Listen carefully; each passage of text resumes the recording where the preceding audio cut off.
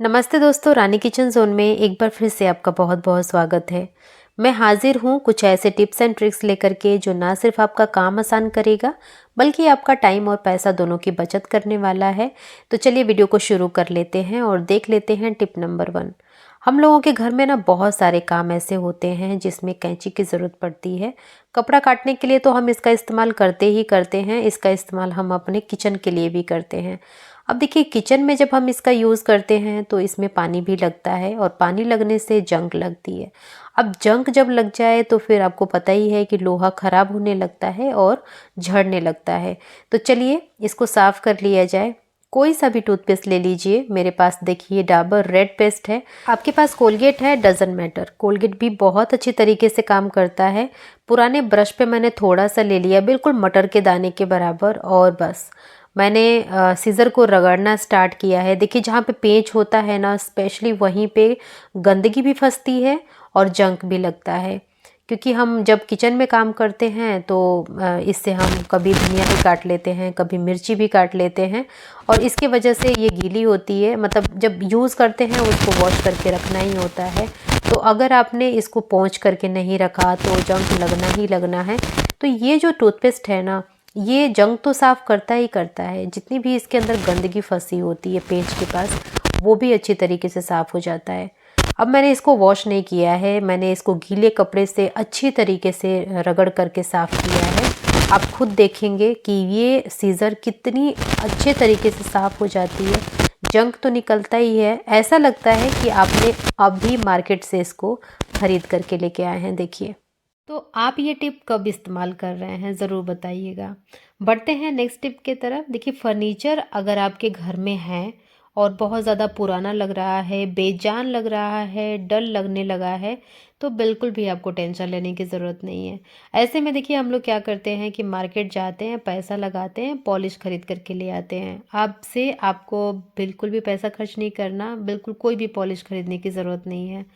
एक ऐसा तरीका बताऊंगी जिसको आप घर में प्रिपेयर करेंगे, और जब आपको लगे कि आपका फर्नीचर ख़राब हो रहा है, धुंधला हो रहा है, या फिर बहुत ज़्यादा डल लग रहा है, इसे बनाइएगा और अपने फर्नीचर पे लगाइएगा। कमाल अभी मैं आपको दिखाऊंगी। तो देखिए, इसको बनाने के लिए हमने सरसों के तेल में थोड़ा सा शैम्पू डाला है और बेकिंग सोडा डाला है। इन सारी चीज़ों को अच्छी तरीके से मिक्स करना है ताकि ये बिल्कुल एक सार हो जाए। अब आपको एक कॉटन का कपड़ा लेना है और उसके ऊपर ना अच्छी तरीके से ये सॉल्यूशन को लगा देना है। लगा करके जितने भी आपके घर में फर्नीचर हैं सबको इसी से आपको रब करना है। अब देखिए ये काम कैसे करता है, चूँकि हमने इसके अंदर शैम्पू और बेकिंग सोडा डाला है तो ये गंदगी को साफ करता है। इसके साथ ही हमने इसके अंदर डाला है सरसों का तेल, जो कि इसको नमी देगा, इसको मॉइस्चराइज रखेगा। मतलब जो मॉइस्चर होगा ना वो लॉक करके रखेगा और बहुत ही अच्छी सी शाइन आएगी। यकीन मानिए, अगर आपका फर्नीचर थोड़ा बहुत खुरदुरा हो गया है ना, तो वो इसको भी हील करता है। हील करके और बिल्कुल एक स्मूथ सा टेक्सचर देता है।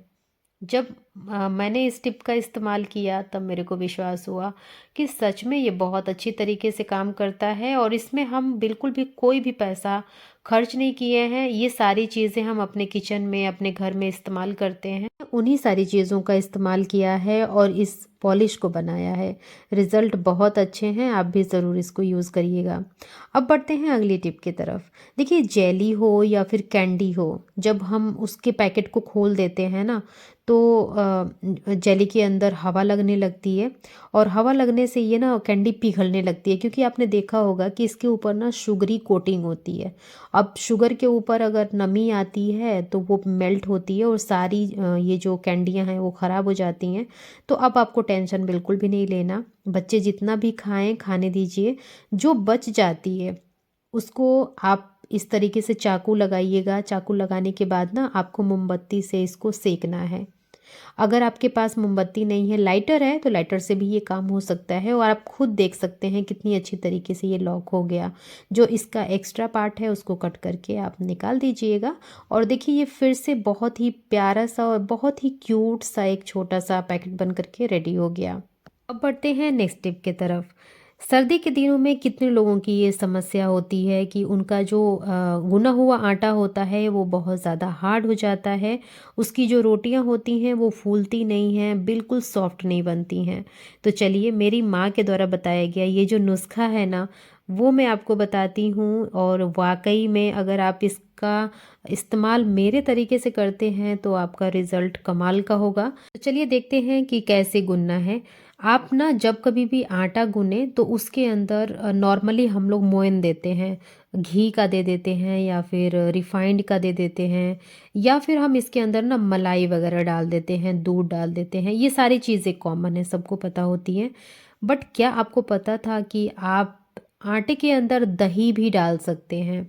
दही इतनी अच्छी तरीके से आटे को मॉइस्ट रखती है, इतना बेहतरीन इसकी रोटियां बन कर के रेडी होती हैं कि सच में आप ना बिल्कुल विश्वास नहीं कर पाएंगे। जो आटा आप सुबह में लगाए हुए हैं ना, आप उसको रखिएगा और रख करके आप उसकी रोटी शाम को बनाइएगा, आप हैरान रह जाएंगे। इतनी अच्छी और एकदम सॉफ्ट, मतलब कितनी भी बड़ी रोटी आप बेल लेंगे और जब आप उसको मतलब अपनी मुट्ठी में लेंगे ना तो एकदम छोटा सा, मतलब बॉल की तरह हो जाती है वो रोटी, इतनी ज़्यादा सॉफ्ट होती है। तो यहाँ पे आटा को गूंद दिया मैंने और इसके ऊपर हमने थोड़ा सा रिफाइंड ऑयल लगाया है। लगाने के बाद आप इसको 10 से 15 मिनट तक एट लीस्ट ज़रूर छोड़िएगा, ताकि जो ग्लूटन है उसको रिलैक्स होने का टाइम मिले।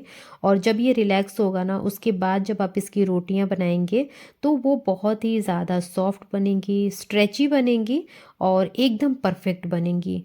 मतलब होता है ना कि कई बार हम आटा रोटी जब बनाते हैं तो बहुत ज़्यादा इधर उधर बिगड़ती रहती है, रोटी चिपकती रहती है।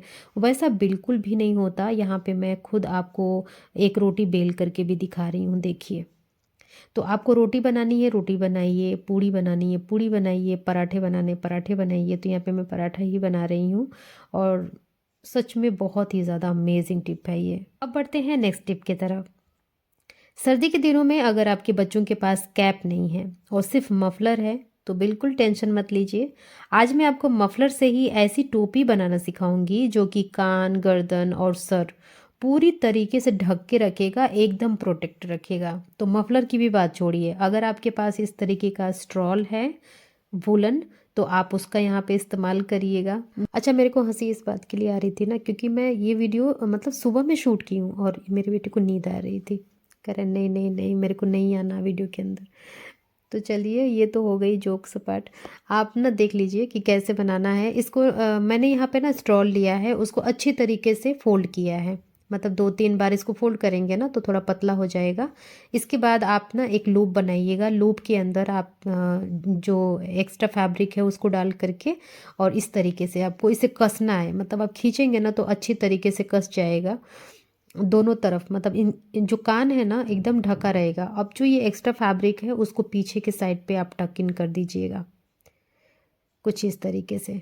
तो ये बहुत ही प्यारी सी ना, जैसे सरदार जी लोग की टोपी होती है ना, वैसी ही ये कैप बन करके रेडी होती है। बिल्कुल आपके बच्चों को ठंडा नहीं लगेगा, कान भी ढका रहेगा और गर्दन भी ढकी रहती है। तो कैसा लगा ये हैक? मुझे तो बहुत अच्छा लगा। आप भी अपने बच्चों को ज़रूर बांधिएगा और बांध करके कमेंट सेक्शन में ज़रूर बताइएगा कि आपके बच्चों को ये कैसी लग रही थी और कितनी बेहतरीन और यूज़फुल टिप है ये। अगर आपको लगता है कि इसको शेयर करना चाहिए तो अपने फैमिली फ्रेंड्स के साथ शेयर भी करिएगा। बढ़ते हैं नेक्स्ट टिप की तरफ। सुई धागा रखने के लिए ना, जब घर में कोई ऑर्गेनाइज़र नहीं होता है तब मैं यहाँ पे जो भी जुगाड़ यूज़ करती हूँ उसी को मैं आपके साथ शेयर करने वाली हूँ। तो मेरे पास देखिए थर्माकोल है। जब कभी भी आप कोई भी इलेक्ट्रॉनिक चीज़ें खरीदते हैं तो उसके साथ ये थर्माकोल आता ही आता है। तो आप उसको रखिए संभाल करके। बहुत सारी टिप्स ऐसी होती हैं जहाँ पे हमें थर्माकोल का यूज़ करना होता है। तो एक टुकड़ा मैंने लिया, ऊपर का थोड़ा सा इसका जो शेप था ना ऊंचा था, तो मैंने उसको सीज़र से या अरे सॉरी नाइफ से मैंने कट कर लिया है। कट करने के बाद ये कुछ इस तरीके का फ्लैट सरफेस इसका हो गया। तो अब देखिए, अब जिस भी डब्बे में इसको सेट करना है आप उसको रखिएगा, रख करके मेज़र करिएगा। मेज़र करने के बाद यहाँ पे कट करना है।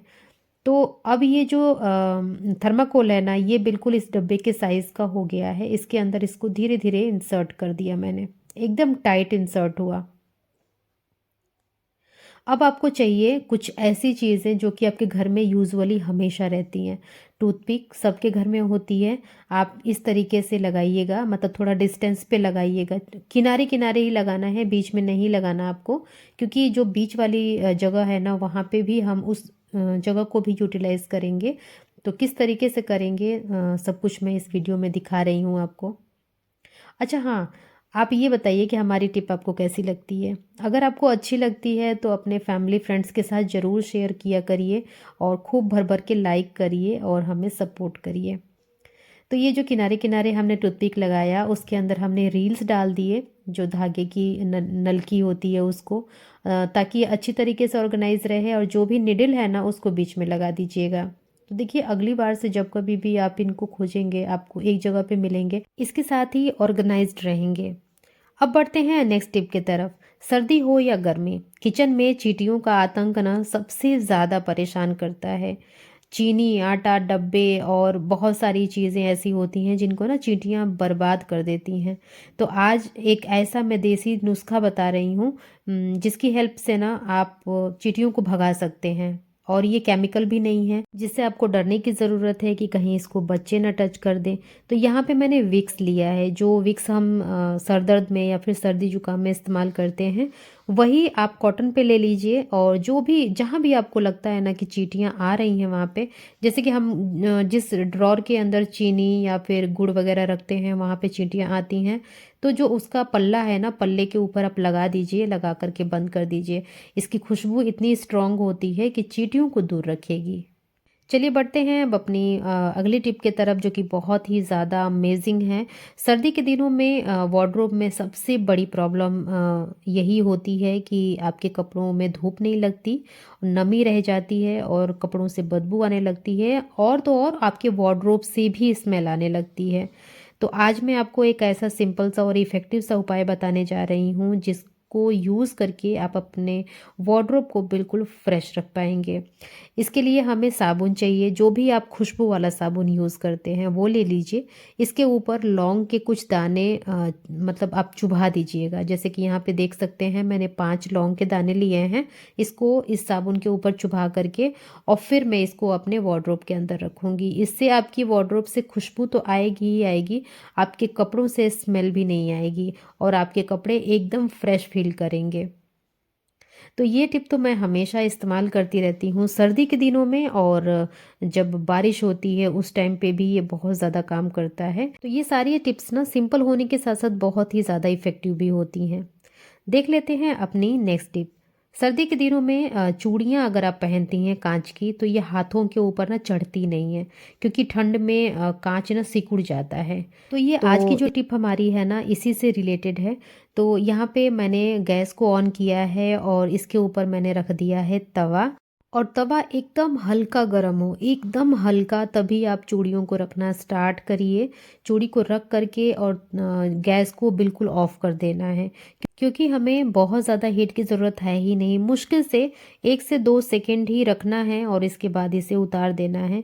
देखिए तवे पर जब हल्की सी चूड़ियों को सेंक लगती है ना, तो ये थोड़ी सी एक्सपेंड होती है, और जब आप इसको पहनेंगे तो ये आसानी से आपके हाथों में चढ़ जाएगी और आपको किसी भी तरीके की कोई दिक्कत नहीं होगी। तो सर्दियों में ये टिप्स ज़रूर इस्तेमाल करके देखिएगा। चलिए इसे मैं पहन के भी आपको दिखाती हूँ कि अब इसको पहनने में बिल्कुल भी आपको दिक्कत नहीं आएगी।